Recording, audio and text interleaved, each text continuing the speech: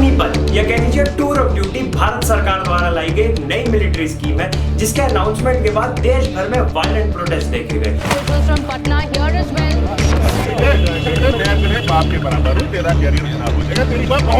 तो ये अग्निपथ स्कीम क्या है, सरकार इसको क्यों इंप्लीमेंट करना चाहती है और लोग इसके खिलाफ क्यों प्रोटेस्ट कर रहे हैं, आइए जानते हैं अगले 5 मिनट में। सर, पिछले 2 साल से आर्मी, एयरफोर्स तीनों सेनाओं में भर्ती अटकी हुई है। कई फैसले, कई रिफॉर्म तात्कालिक रूप से अप्रिय लग सकते हैं। अग्निपथ या tour of duty Indian army की एक नई रिक्रूटमेंट स्कीम है, जिसमें हर एलिजिबल कैंडिडेट को इंडियन आर्म फोर्सेज में 4 साल तक सर्व करने का मौका दिया जाएगा। ये रिक्रूटमेंट स्कीम हमारी इंडियन आर्मी, इंडियन एयरफोर्स और इंडियन नेवी इन तीनों सर्विसेज में लागू करी जाएगी। अग्निपथ स्कीम के अंडर हर साल 46,000 अग्निवीर को रिक्रूट किया जाएगा, जिसमें से 25% अग्निवीर को परमानेंटली रिटेन भी किया जाएगा। और हर एक अग्निवीर की स्टार्टिंग सैलरी 30,000 होगी, जिसमें से उनकी इन हैंड सैलरी 21,000 होगी और बचा 30% अग्निवीर के कॉर्पस फंड में जमा किया जाएगा। एडिशनली भारत सरकार द्वारा इस कॉर्पस फंड में सेम अमाउंट का कंट्रीब्यूशन भी डाला जाएगा। टर्म एंड होने के बाद हर एक अग्निवीर को 11,70,000 रुपए की एक वन टाइम पेमेंट दी जाएगी, जिससे वो अपने फर्दर गोल्स को भी परस्यू कर सके। इस 4 साल के टर्म के दौरान हर एक अग्निवीर का 48 लाख तक का इंश्योरेंस कराया जाएगा, और अगर वो अपने ड्यूटी के दौरान उसके साथ कोई मिस हैपनिंग हो जाती है तो उसकी फैमिली को 42 लाख तक का कंपनसेशन भी प्रोवाइड किया जाएगा।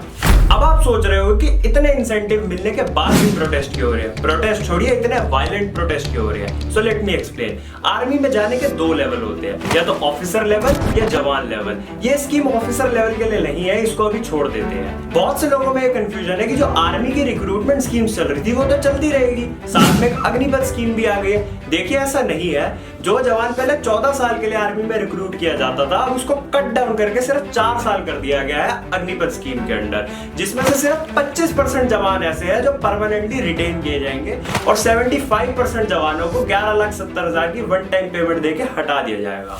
दूसरी मांग प्रोटेस्टर्स की ये है कि एज लिमिट को थोड़ा बढ़ाया जाए। आपको जान के हैरानी होगी कि पिछले 2 सालों में किसी जवान की भर्ती नहीं हुई है।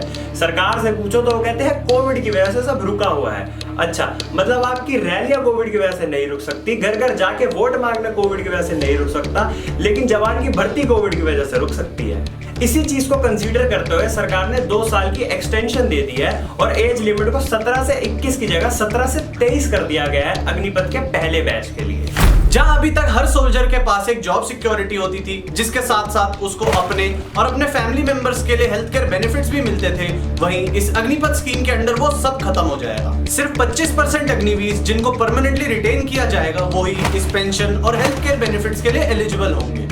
तो मतलब कि जहां हमारे एमपीज और एमएलएस को अपनी लग्जूरियस लाइफस्टाइल मेंटेन करने के लिए कई बेनिफिट्स दिए जाते हैं, वहीं हमारे देश के जवान जो अपनी जान की परवाह करे बगैर दिन रात बॉर्डर पे तैनात खड़े हैं, उन्हें बेसिक हेल्थ केयर और फैमिली सिक्योरिटी भी नहीं दी जा रही। बहुत से लोग ये आर्ग्यू कर रहे हैं कि साल का में तो क्या हुआ, पैसा ज्यादा है। देखिए, एक जवान दिन रात मेहनत इसलिए नहीं करता कि वो पैसा ज्यादा कमा पाए, वो इसलिए मेहनत करता है कि वो अपने देश की सेवा कर पाए। अगर उसको पैसे ही कमाने होते तो वो बिजनेस ना कर लेता।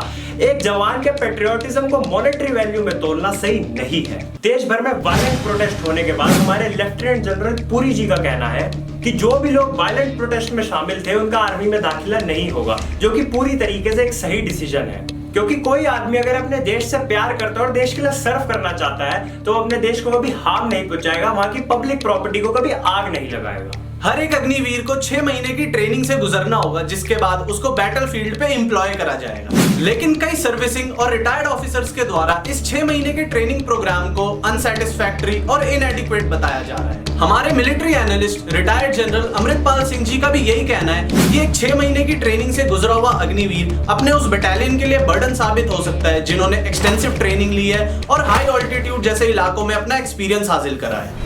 चलिए, अब आपने ये तो समझ लिया कि क्यों नेशन वाइड प्रोटेस्ट हो रहे हैं और क्यों लोग इस स्कीम के खिलाफ है।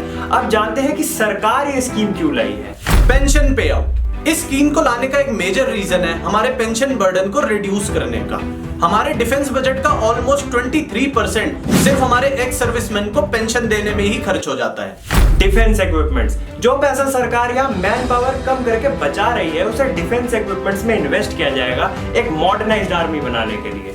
यंग आर्मी, करंटली हमारी इंडियन आर्मी की एवरेज एज 32 इयर्स है और इस स्कीम का ये मोटिव है कि हमारी एवरेज एज को 32 इयर्स से 26 इयर्स पे लाया जाए। इसका रीजन यही है कि एक यंग सोल्जर हमारे हाई ऑल्टीट्यूड या फिर रफ टेरेन वाले बॉर्डर्स पर ज्यादा एफिशिएंट रहेगा compare to a 32 year old soldier. अब आपने और हमने दोनों साइड के आर्गुमेंट सुन लिए हैं कि क्यों नेशन वाइड प्रोटेस्ट हो रहे हैं, लोग क्या मांग रहे हैं और सरकार इस पे क्या कर रही है और वो क्यों अग्निपथ स्कीम लाई है।